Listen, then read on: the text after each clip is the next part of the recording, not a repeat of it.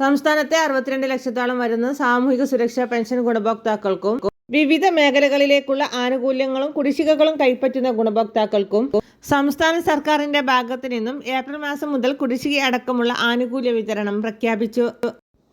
April മാസത്തിൽ വിഷുവിന് മുന്നോടിയായി ഗുണഭോക്താക്കൾക്ക് ഏപ്രിൽ മാസത്തിലെ തനത് പെൻഷൻ തുക വിതരണം സംസ്ഥാന സർക്കാരിന്റെ ഭാഗത്തു നിന്നും സജീവമായ സാഹചര്യത്തിലാണ് കുടിശ്ശിക വിതരണം സംബന്ധിച്ചിട്ടുള്ള സുപ്രധാന അറിയിപ്പുകൾ എത്തിയിരിക്കുന്നത്. ഏപ്രിൽ മാസത്തിൽ അവസാന വാരത്തോടു കൂടി ഗുണഭോക്താക്കൾക്ക് കുടിശ്ശികയായിരിക്കുന്ന സാമൂഹിക സുരക്ഷാ പെൻഷനിൽ ഒരു ഗഡു കൂടി അനുവദിക്കുമെന്ന് ധനവകുപ്പ് നേരത്തെ തന്നെ വ്യക്തമാക്കിയിരുന്നു.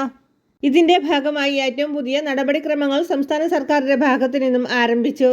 കേന്ദ്രത്തിന്റെ ഭാഗത്തു നിന്നും കൂടുതൽ വായ്പാ അനുമതി ലഭ്യമായ സാഹചര്യത്തിലാണ് സംസ്ഥാന സർക്കാരിന്റെ തിരക്കിട്ട നീക്കം. വരാൻ പോകുന്ന തദ്ദേശ തെരഞ്ഞെടുപ്പുകൾക്ക് മുന്നോടിയായി കുടിശ്ശികയടക്കമുള്ള ആനുകൂല്യങ്ങൾ വിതരണം ചെയ്ത് തീർക്കുമെന്ന് മുഖ്യമന്ത്രി നേരത്തെ തന്നെ അറിയിച്ചിരുന്നു.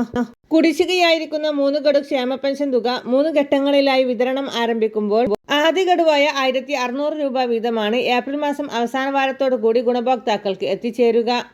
സംസ്ഥാന സർക്കാരിന്റെ ഭാഗത്തു നിന്നും സാമൂഹിക സുരക്ഷാ പെൻഷനുകൾ, ക്ഷേമനിധി പെൻഷനുകൾ, കെട്ടിട നിർമ്മാണ തൊഴിലാളി മേഖലകളിലേക്കുള്ള ആനുകൂല്യ വിതരണം, സർക്കാർ ജീവനക്കാർക്കുള്ള ക്ഷേമബത്ത ക്ഷേമാശ്വാസ കുടിശ്ശികകൾ, പെൻഷൻകാരുടെ ക്ഷേമാശ്വാസം എന്നിവ വിതരണം ചെയ്യുന്നതിലേക്കായി കേന്ദ്രത്തിന്റെ ഭാഗത്തു നിന്നും തുക ലഭ്യമായ സാഹചര്യത്തിൽ സംസ്ഥാന സർക്കാർ വിതരണം ആരംഭിച്ചു. ഒക്ടോബർ മാസത്തിൽ തദ്ദേശ തെരഞ്ഞെടുപ്പുകൾ വരുന്നതിനാൽ സെപ്റ്റംബർ മാസത്തിന് മുന്നോടിയായി കുടിശ്ശികയടക്കമുള്ള ആനുകൂല്യങ്ങൾ വിതരണം ചെയ്യുവാനാണ് സംസ്ഥാന സർക്കാരിന്റെ തീരുമാനം.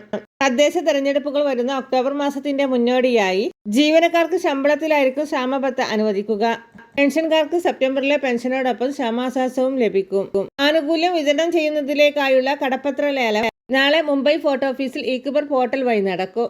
ഇതിനു പുറമെ സഹകരണ ബാങ്കുകളുടെ കൺസോർഷ്യം രൂപീകരിച്ചു തുക സമാഹരിക്കൽ നടപടികൾ ആരംഭിക്കും. തുക ക്രമീകരണത്തിന്റെ ഭാഗമായുള്ള സംസ്ഥാന സർക്കാരിന്റെ പെൻഷൻ ലിസ്റ്റിൽ ഉൾപ്പെട്ട എല്ലാ പെൻഷൻ ഗുണഭോക്താക്കൾക്കും മുടങ്ങാതെ തന്നെ 1600 രൂപ വീതം എത്തിച്ചേരും. എല്ലാവിധ സർക്കാർ അറിയിപ്പുകളും നേരത്തെ തന്നെ നിങ്ങളിലേക്ക് എത്തുവാൻ വേണ്ടി ഈ ചാനൽ സബ്സ്ക്രൈബ് ചെയ്യാൻ മറക്കാതിരിക്കുക.